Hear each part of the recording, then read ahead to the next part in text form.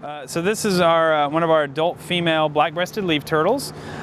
She has been at the zoo for approximately 10 years. She came here as part of a breeding recommendation from the species survival plan for this species. And she's produced a few offspring for us, but last August of 2016, we just noticed that her nares, which is her nostril here, her right one, just started to seem, something seemed odd about it. So we brought the veterinary staff up to take a peek at her because it just appeared that basically her nostril was getting a lot larger. So we had them come up. We did some tests. We treated her with some antibiotics. We treated her with some cream, and nothing really seemed to be working. And honestly, it was continuing to enlarge.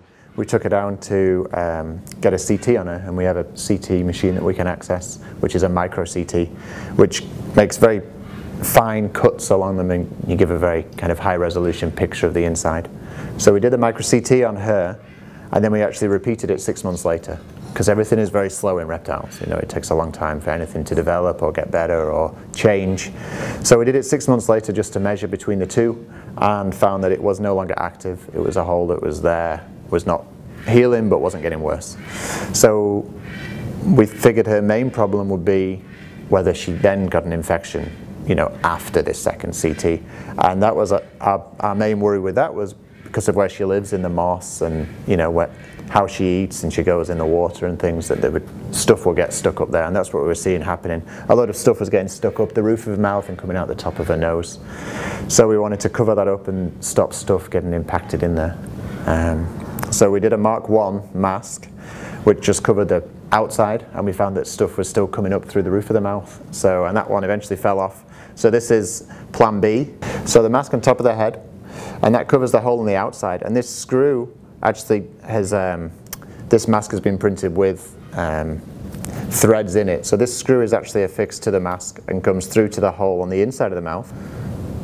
But on the inside of the mouth, that hole there, we filled it with the same stuff that people would use for fillings in their teeth. And that actually binds to the threads on the base of the screw. So now the hole in the top of the mouth is filled, and the hole on the outside of the head is filled, and it's all one kind of unit, which hopefully won't fall off.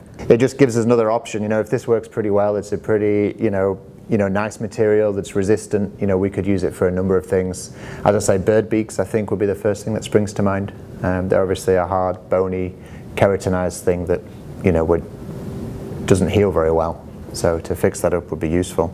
So her prognosis at this point is pretty good. You know, I don't foresee any problems with it.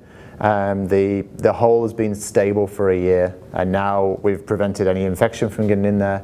We've prevented any, you know, debris from getting impacted in there. So she's already shown that she continues to eat and behave normally with a mask on. Yeah, it's certainly inspired some interest. You know, people are always asking me here, you know, oh, how's the turtle with the mask on? You know, we don't really have a name for her yet. We should probably give her a real name. Oh, apart from Holy Face. Voldemort. Voldemort. Yeah. So yeah, I think it is interesting, and I think it's probably a unique kind of presentation. It's not something we'd use every day, but the 3D printing certainly has got its place. So thanks to the unique partnership between the University of Tennessee and Zoo Knoxville, we're able to come up with a unique solution to her issue that she was having, and we'll be excited to have her back into the population and back on display in Turtle's Nest.